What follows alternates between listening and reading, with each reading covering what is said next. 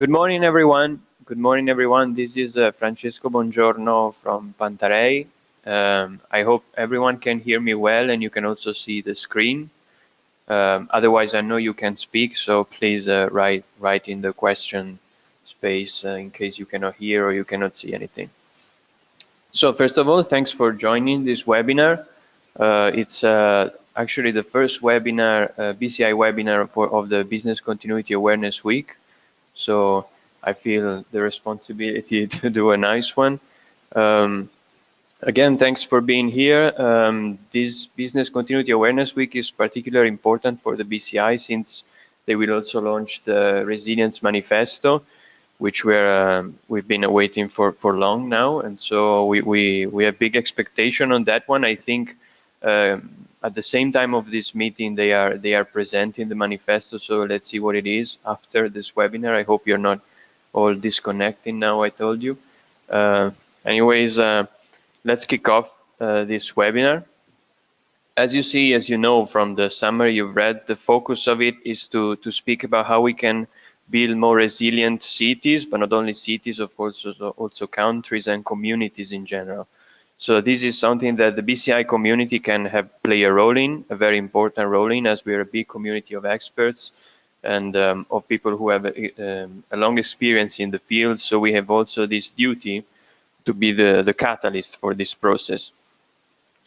So if I can move to the next slide, this is just to show you again the summary which you've all seen. And now to get into the topic, I'd like to switch to another field, which is actually immunization. So this I'm going to show you is actually an interactive sort of game that The Guardian launched 2 or 3 years ago, right in the middle of the debate over vaccination. It was the time of the measles outbreak in Disney, if I remember correctly. So there was a huge debate those days, and it's currently ongoing actually in Italy as well. We have a lot of discussions on this one, and recently the government had to enforce vaccination since there is an increasing percentage of parents who don't vaccinate their kids.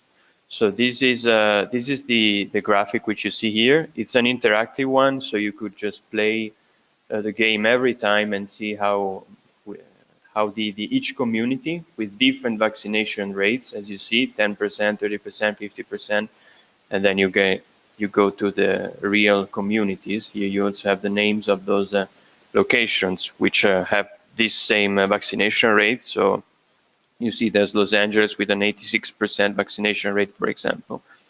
So here the simulation is you get the virus attacking the community, and depending on the percentage of vaccination rate, the virus spreads more or less, or doesn't spread at all. If you see in the 90% and 99.7% scenarios, the communities are fully protected. If you could play this game also a second time if you wanted, so you got different results. So here you had a random effect. Here we were a bit more lucky since Santa Cruz also got protected despite there were some susceptible kids in the community. And the final one, where we have a weird scenario, actually, where we have the Santa Cruz with 83.8% not protected and the 90% Orange County not protected, but the 86% of Los Angeles protected. We don't know what's the reason for that, but that's the random effect, and it actually could happen like this. So there are many variables which play into this, so you never know. Anyways, why did I show you this one? This is actually very relevant to the discussion of resilience and to the focus of this webinar. So the reason I'm showing this to you is if you replace measles, in this case, with any sort of threat from the BCI Horizon Scan report, you get more or less the concept which I want to deliver. So if a community, if a big percentage of the community is protected, is resilient, so they have done all their continuity, they've done all their crisis management, they've done all their risk management, then as a matter of fact, the remaining community gets a sort of mutual resilience from this. So it's something that goes in the interest of the remaining community. If you are resilient, then the other ones will also receive that resilience in turn, if I may say. And on the opposite side, whenever a big percentage of people is not resilient, is not vaccinated, then also the people who are vaccinated are in danger of contracting the virus in this case, or contracting a disruption in continuity terms. So this is the concept I wanted to get through, because just like vaccination, resilience cannot be 100%.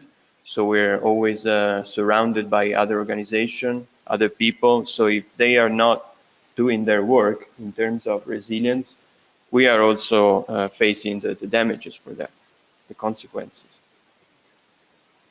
So take, for example, the case of energy. What would happen if there was an interruption in any of these sectors? So the case of energy is quite peculiar, because in many countries we often have just one provider, one distributor, or just a few of them. So no matter how you've prepared, no matter how you did your business continuity management system, no matter how you're tested it, if the provider is just one and they're not resilient, they're not as prepared as you are, they didn't do any prevention, then of course you are not resilient as well. So you are a pain for them in a way. So this community effect is very important, and it's valid for all of these sectors which you see here. In most cases, often it happens that people say, but it will never happen. These things are so rare. Why should I care and anything? The truth is that this happens indeed, and these are just some examples. So you have this is a funny one, and it's in Italy, where we in Pantarei are based in Italy, so it's something we feel very close to. The power outage in Italy on the 28th of September in 2003.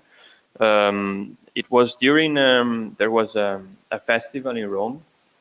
I think it's internationally, it's called with the French word Nuit Blanche. Pardon if there's some French online. So basically there was a festival where all the shops in Rome were open overnight. So there were people in the streets, people in the underground, people around. And suddenly around midnight, if I remember correctly, there was an outage, complete outage throughout Italy. So from north to south, there was no electricity at all.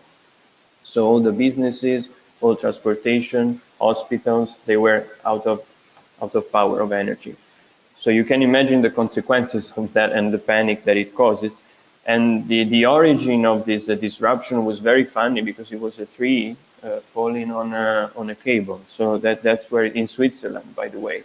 So I think that was a very nice story to tell, and that demonstrates how just a simple thing can have consequences on an entire community, in this case on an entire country. And in some regions of Italy, the power got back, I think, after 1 or 2 days.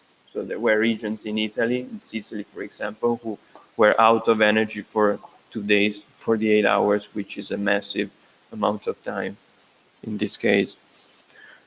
And just another example, more recent, again, on the 28th of September, I guess we should not do anything on the 28th of September.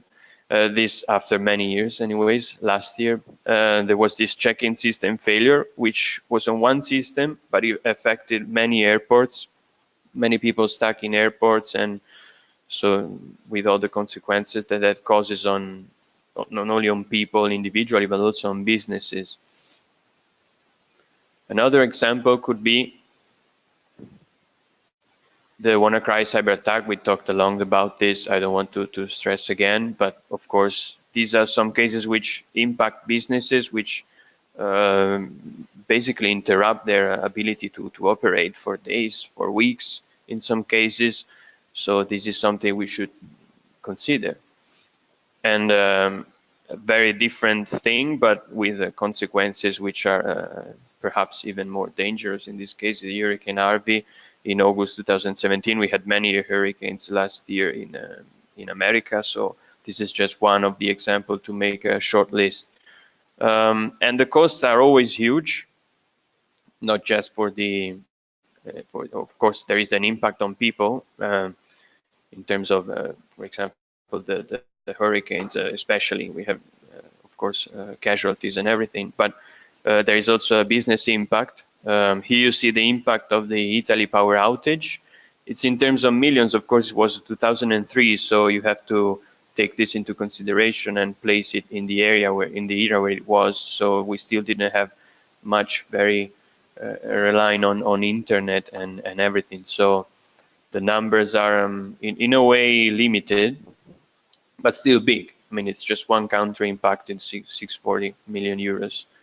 And it was a Saturday night, by the way. So again, then you have the WannaCry cyber attacks. This is another estimate, which estimated on $53 billion. I imagine for those who estimate these numbers, it's very difficult to actually estimate the actual amount, but this gives an idea. And Hurricane Harvey, again, $190 billion. So the costs are huge, and the impact on the entire community. So whenever we plan our prevention, we do our tests, we do our exercises, we are doing something not just for ourselves, but also for the other players, for the other organizations, for the other people, the other individuals in the community. This is, again, the parallel with vaccinations, which comes back. You don't just, when you vaccinate your kid, you don't just vaccinate the kid, you also give a benefit to the other kids with the thing that the virus doesn't spread heavily in the community. And indeed, business continuity as a methodology is all about sharing, engaging, and commitment. So it would be enough just to transfer this concept of sharing to the community within the organizations, and this would be enough to have this result, because in the end, the methodology is not just talking about a group of technical people who sit in a room and do all their stuff in the room and then just communicate what they've done to the top management, and that's it. Continuity needs involvement from all the levels of the organization. There needs to be awareness, there needs to be engagement of all the levels, there needs to be embedding, and it's not just by chance that embedding is at the center of the wheel. So this is fundamental in a way, and it should also be just the same exact model applied to the community, not just a single organization. And in this case, we were mentioning energy before. In many cases, this is something handled by the public in the majority or in different ways, but the commitment from institution is fundamental in many cases. So if people don't, if organizations don't give themselves resilience because of their culture, then you should think of enforcing that in a way. Maybe the word is not nice, but that's the idea. Here I've just placed a couple of examples from Europe. From Europe, it's not very relevant in the discussion. It's just to convey the message that there needs to be involvement from the regulators in this topic, and it's fundamental because it's about prevention. It's about the protection of the community. Here is a link to the full list that BCI did recently. It's a full list of legislations. They are divided by countries, so you can see each country which legislation they have, and you can also find the standards, the international standards there, which apply to any organization, any country. And talking of cultural shift, we really need that. There is still a lot of work to do, especially in governments. I think the organizations are moving pretty well. Private companies are moving this, are doing this. At least we feel in Italy. Then, of course, we also have space for questions. So at the end of this, if you have any consideration to give, welcome that. Of course, in Italy, we feel that governments are not much into this, and we should change that. We should change this mindset. The education is not really focusing on this topic. You hardly find a university course talking about continuity, about resilience.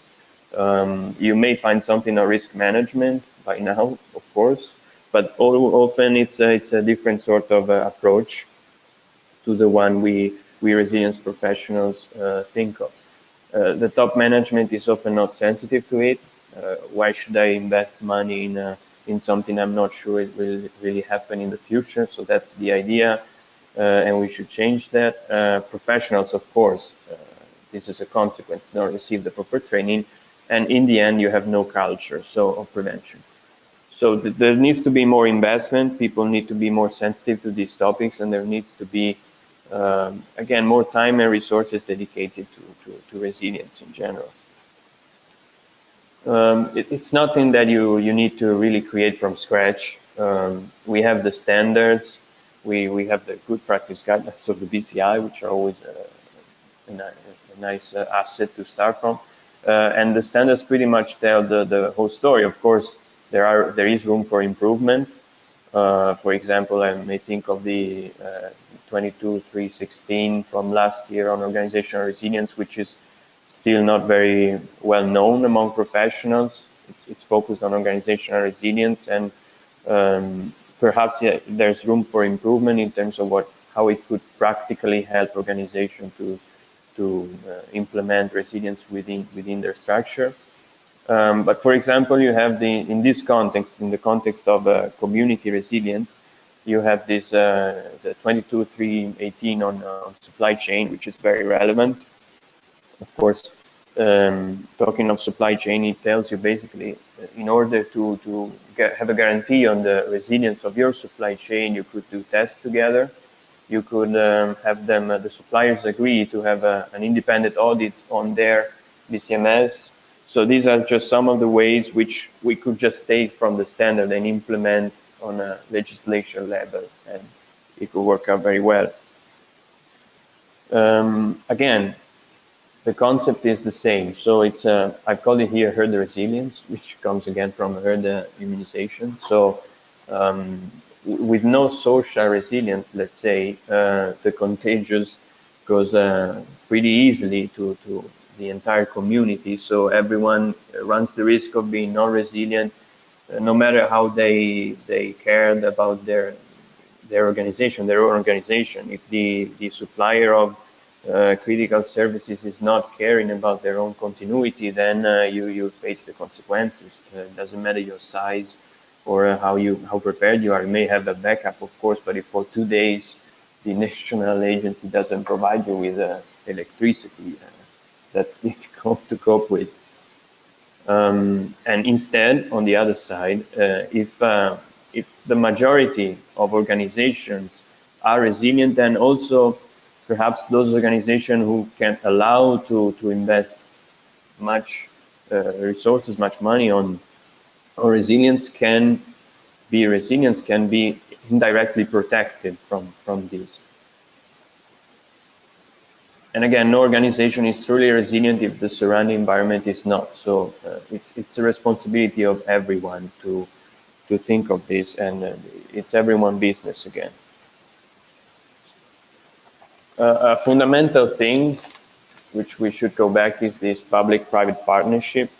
So again, we cannot just focus on the resilience of the private organizations in this context. For the community, we need land management. We need everyone to be fully involved, and because the costs again are on the community itself. Before we jump to another session, I'd like to mention the case of again, I'm jumping into healthcare. Forgive me for that, but the case of Hurricane Irma, when there was I think it was Irma. Now I'm confusing with all the names they give to the hurricanes. Anyways, it impacted, I think, in Florida. There was a major impact in a specific region which had a high percentage of production plants of healthcare companies. So because of tax exempts, the healthcare companies built a lot of production plants in the area which is subject to hurricanes, floods, and this kind of natural disasters. So the concept here is why would they build it there? Why would they just consider saving money and not consider at all the risks of this choice of building a production plant in an area which is at high risk of floods and hurricanes? So this is the concept. I mean, we need that people who make the decisions take into consideration also this aspect when they make that decision, not just convenience in terms of economic terms, but also this aspect, because it impacts on everyone else. The healthcare example is very relevant. It helps to convey the message because, of course, that production plant perhaps produces some medicines which some hospitals around the country will not have, so they will not be able to provide those medicines to the people. So this is something that literally impacts on everyone. So it's a very graphic example to get the message through. So that there is the need for this partnership, and I'm going to now show you three, let's call them inspirational cases, because they are cases different one from another, but they're situations, they're things which could inspire every one of us to do something in our own community and just try to change the mindset of the people in our communities. So this is actually an idea that we had in Pantarei. It's something that's been done already in other realities, but we wanted to show this to you as we thought of it. So and we would be glad if you decided to use this, to take this, change it, modify it, and apply it locally in your own communities. So the project all started with the concept that we are as resilient as the weakest link in our value chain. So again, coming back to the message I was trying to deliver before. So with this concept in mind, we need to involve everyone from public to private management for the land management, for the management of the entire community. So how was this project thought?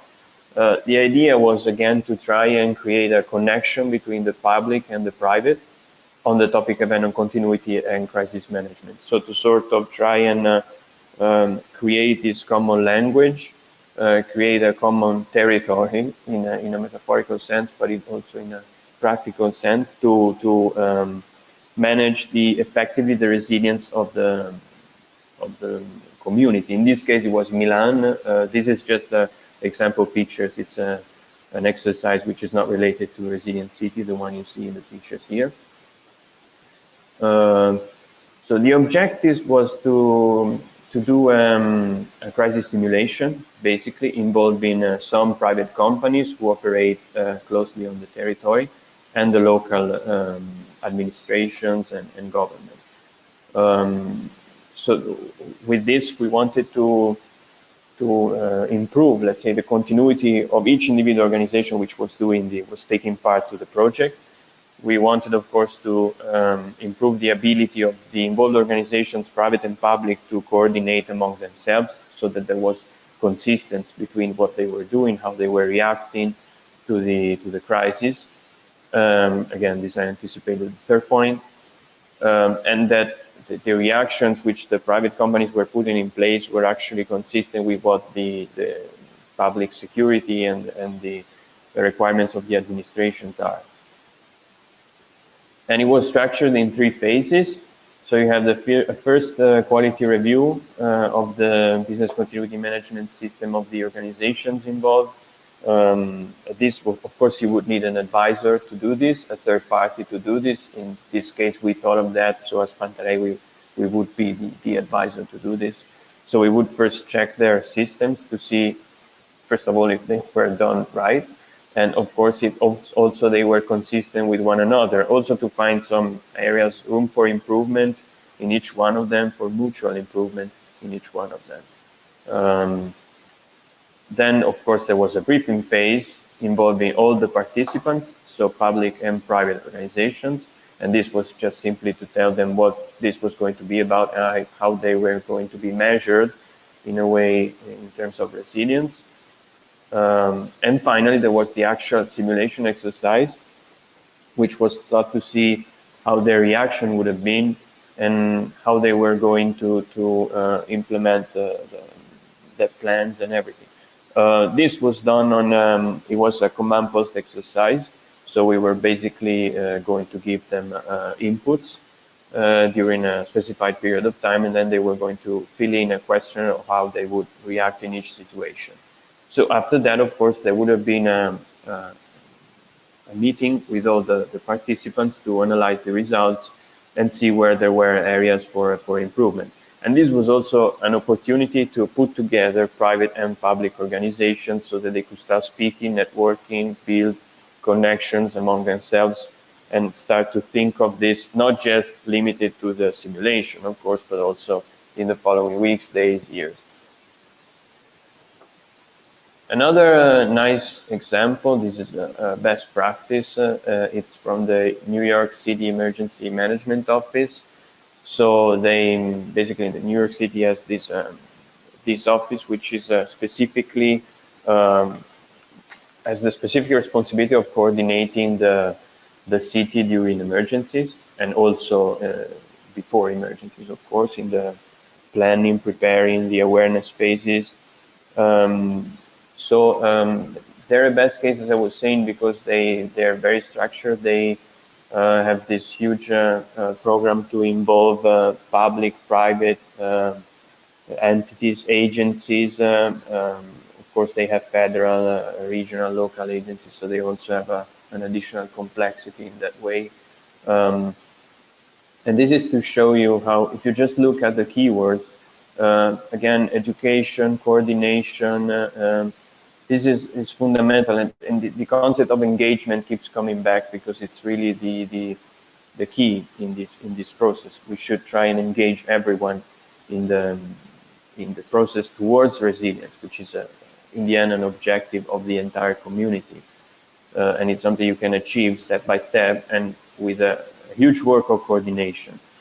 Again, an important topic here, you see, this is taken from their strategic objectives, which they deliver. I'm also going to show you a link so you can have an in-depth look at it.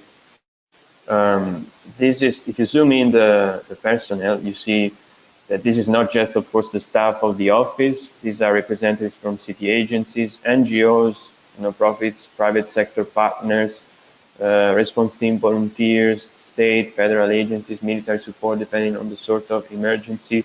So as you see, everyone is involved. Their role is basically coordinating, which is something that the business continuity manager does in an organization. They're doing in a community. And these are their goals. So again, rather than looking at each goal one by one, I'd like to stress again the coordination, responsibility, these keywords here, strategic engagement. These are really the keywords which we should look at and think of. These are the points to start from. And again, this is the link I was mentioning, so you can look at the strategic plan from them and take an inspiration from them. Finally, we could not live without mentioning the 100 Resilient Cities project from the Rockefeller Foundation. This is a different one from the two we saw before. Again, it's very focused on urban resilience. So it's a very ambitious project, actually, from the Rockefeller Foundation, involving several cities around the world, actually 100 as the name says. Their idea is to help them achieve a degree of resilience from the threats, the challenges which are growing today. Within the challenges, what they think of is, for example, high unemployment, overtaxed or inefficient public transportation, endemic violence, chronic food or water shortages. So any kind of challenge or threat that a city may face, that's what they want to help them contrast and be better prepared for. Again, I highlighted a couple of things within their missions. So this is again with partners. As you see, they want to involve private, public, and NGO partners to provide their services to these cities, and all together they provide this platform. The foundation provides this platform from which each administration can take these services from those organizations which offer to give them. And they also, of course, provide a sort of network among these cities, which of course can share information on what they're doing, can compare what they're doing, can in a way share knowledge and continuously improve what they're doing in their territories, thanks to the project and thanks to the communities and the network which they help creating.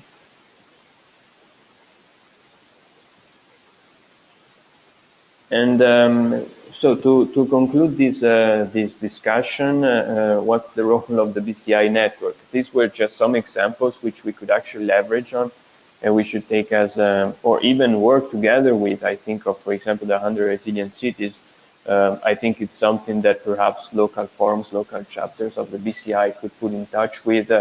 In Italy, we did meet the chief resilience officer within the project of the 100 resilient cities. So we did meet him, we talked to him, and I hope there'll be the chance again in the future to discuss with him and provide our expertise, which is something that's not very common in Italy and in Milan. That would be a value added for the community, for the resilience offices, and for the 100 resilient cities project as well.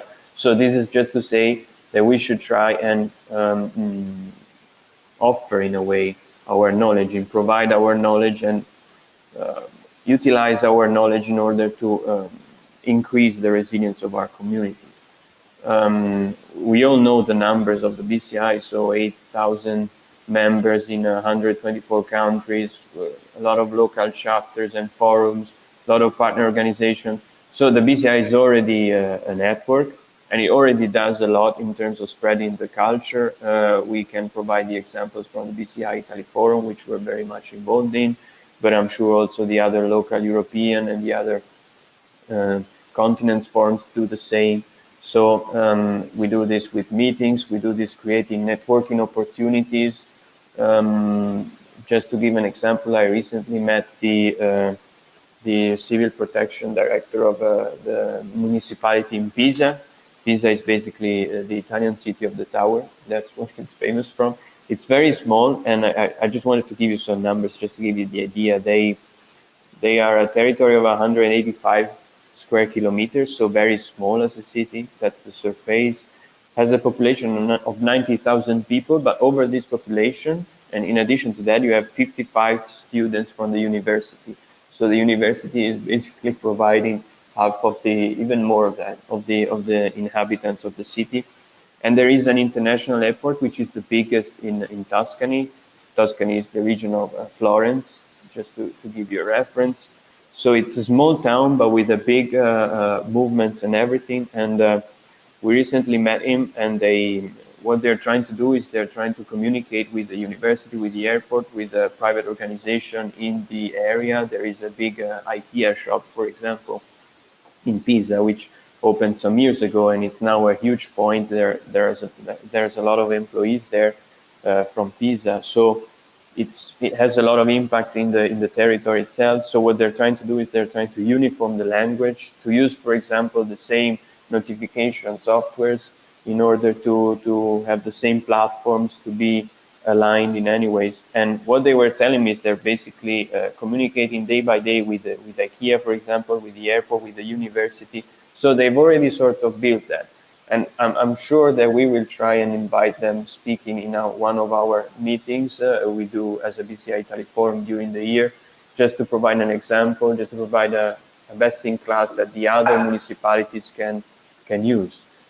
So this is just an example of the public-private partnership and how the BCI network can stress and can foster that and build interaction opportunities, build networking opportunities, which is also in a way our responsibility since we are experts. We should not just focus on our organizations and just stay there and improve. It's also in our interest because, of course, in our organizations, we need to have the government, which is resilient. We need to have a resilient government. We need to have resilient public services and everything also for our private organizations. So this was my concluding message. So now space to questions. If you have, I think you can only write them. You cannot speak. So feel free to write down anything. I'll try to reply. Anyone?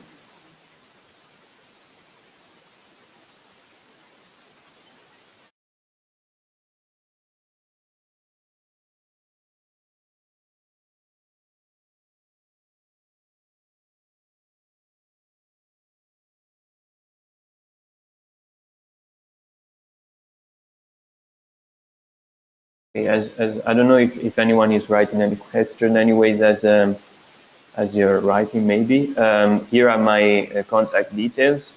So in case you want to contact me, you want to contact Pantarei for any questions on this webinar, please feel free to contact us. And again, if you have questions now, okay, I see questions coming. Let's see. Just one moment. I'll try to open the.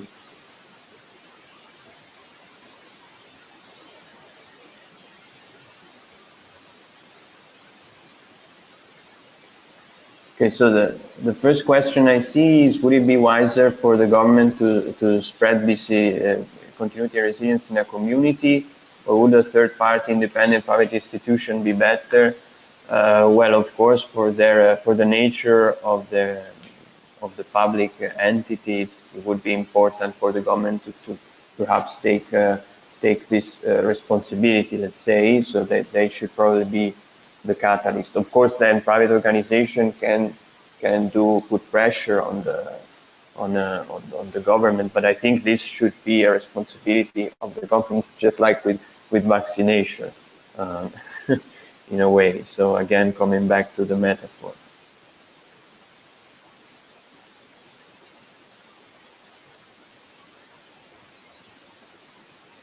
I think there is another question, if I'm able to read one.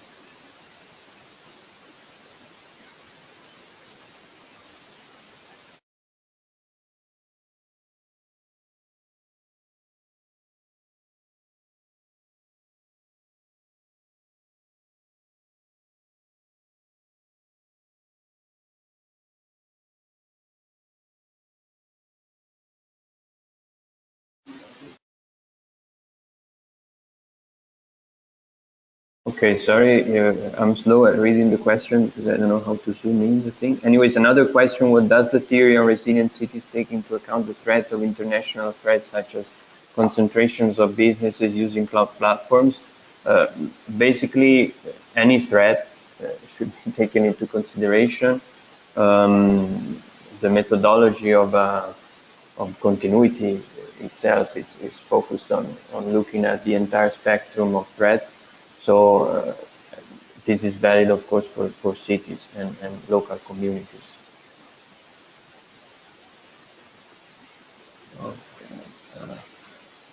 There is a question on the slides, if they will be available.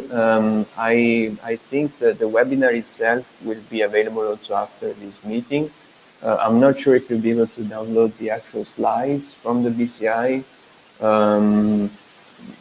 Well, in case you have my contact details, let me know. But I think that for sure they will provide the full registration of the webinar.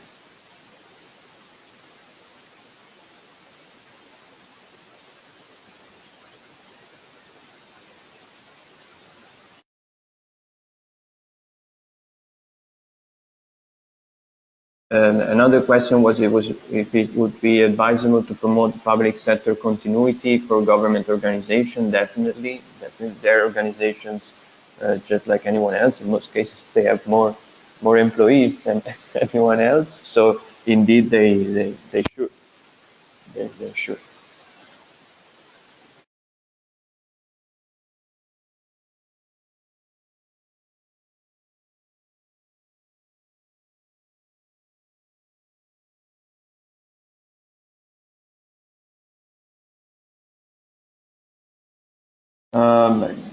There's another question which is actually a good one, not easy to reply to. Business continuity is big in the developed world, but how do we approach this in underdeveloped countries?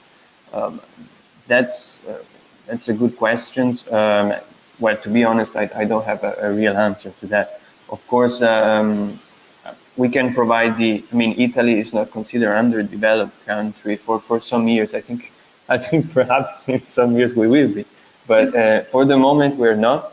But anyways, out of the joke, in Italy there was a situation 4 or 5 years ago, which was basically zero in terms of resilience. No one was talking about prevention, literally, and it's not just for the sake of this webinar. Really, no one was talking about it. So we, with the BCI Italy Forum, we started doing meetings, their conferences. They were very small at the beginning, but then they're increasing. We now do 5 events of 40, 50 people during the year, plus an annual conference with 180 people. So this is growing. I mean, once you start creating a network of people talking about it, you have to create the sensitivity first. Of course, without the sensitivity to the topic, you don't get the investments, no matter how much budget you have for that.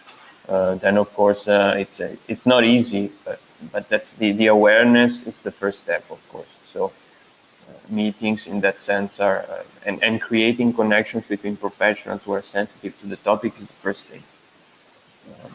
And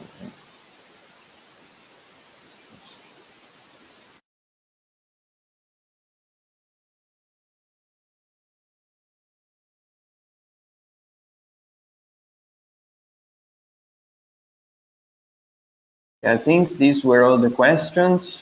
I think, yes. Let me go through again. Yes, these are all the questions I see. So thank you very much, everyone. I hope you enjoyed this. If you have questions, you have my email here. Feel free to send anything through.